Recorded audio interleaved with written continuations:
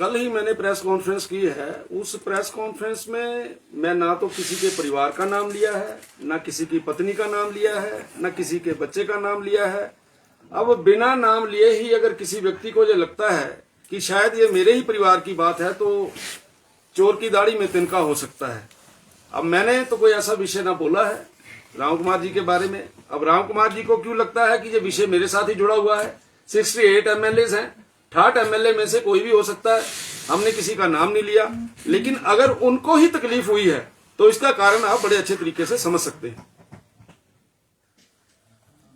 Sir, आपके ऊपर जो है 2 करोड़ मान आने के दावे का भी उन्होंने कहा है कि जिक्र किया। देखिए, पिछले 3 वर्षों में हिमाचल प्रदेश के अंदर कांग्रेस की सरकार काम कर रही है। पिछले 3 वर्षों के अंदर बद्दी बरोटी वाला में क्या हो रहा है आप हर रोज अखबारों के अंदर भी पढ़ते हैं और लिखते भी हैं। बद्दी बरोटी वाला में के अंदर किसके पोकलैंड्स पकड़ी गई, बद्दी बरोटी वाला के अंदर किसकी मशीनरियां पकड़ी गई, बद्दी बरोटी वाला के अंदर इसी राज्य के अंदर एसपी ने किसके चालान किए, इसी राज्य के अंदर इलीगल माइनिंग के अंदर कौन फंसा। मुझे लगता है इन सब बातों का जवाब भी साथ में देना चाहिए था। यहां तक मेरा विषय है, मैंने पिछले 5 वर्ष काम किया है। अगर कोई मैंने ठीक काम नहीं किया है तो देरी किस बात की हो रही है?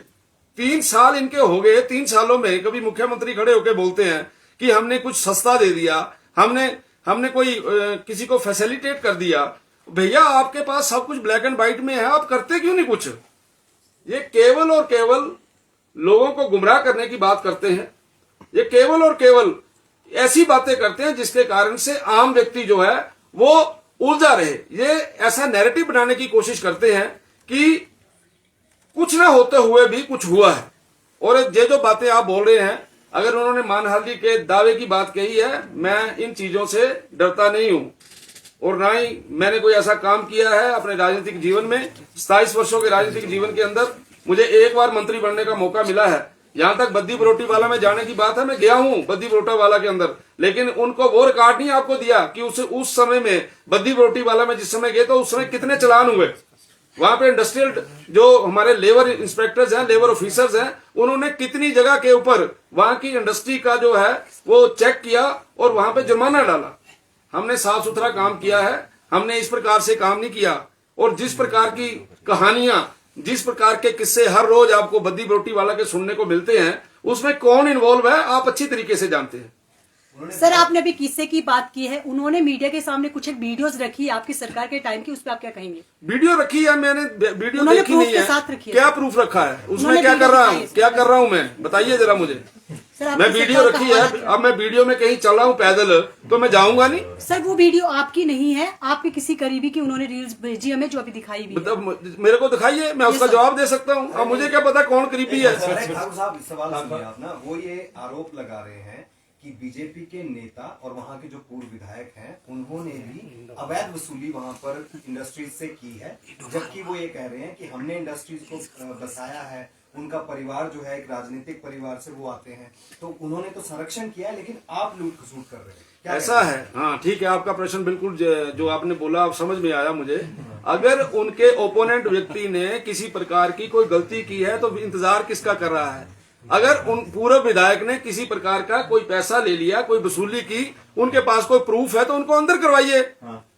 3 वर्ष हो गए उनकी सरकार को चले हुए, 3 वर्षों के अंदर वो कुछ नहीं कर पाए। मैं तो आज खुले मन से बोल रहा हूं, पहले भी बोला है, अगर एज ए इंडस्ट्री मिनिस्टर मैंने कोई गलती की है, मैंने कोई भाई भतीजावाद किया है तो देरी किस बात की लगा रहे हैं? करें ना कुछ। ये जो कुछ नहीं हो रहा है वो सीधा सीधा इस बात का प्रमाण है कि सब कुछ ठीक हुआ है। 5 वर्षों के अंदर कोई ऐसी बात नहीं हुई। हमने इंडस्ट्री को आगे बढ़ाने के लिए ग्लोबल इन्वेस्टर मीट किया। कल के प्रश्न के अंदर आपने देखा, आपने सुना था कि कहते हैं हमने देश और विदेश के अंदर इवेंट किए तो इवेंट निकले 4।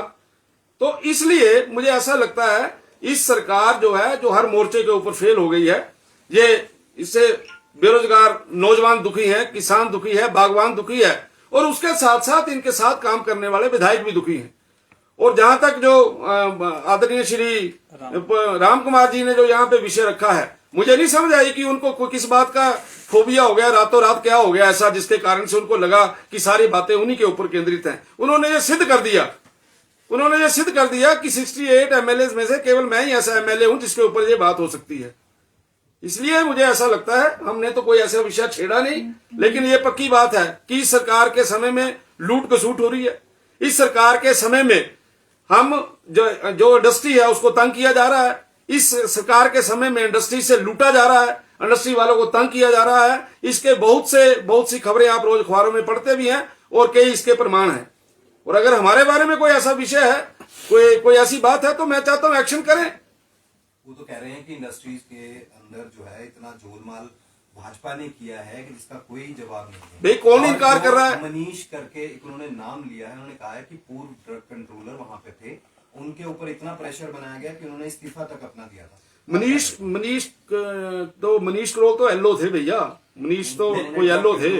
हाँ, अगर कोई होगा ड्रग कंट्रोलर, विक्रम के अंडर नहीं आता ड्रग कंट्रोलर। भाई मेरे पास तो लेबर एंड एम्प्लॉयमेंट क्या नाम है, ट्रांसपोर्ट और इंडस्ट्री था। मैंने कहा बना दिया प्रेशर।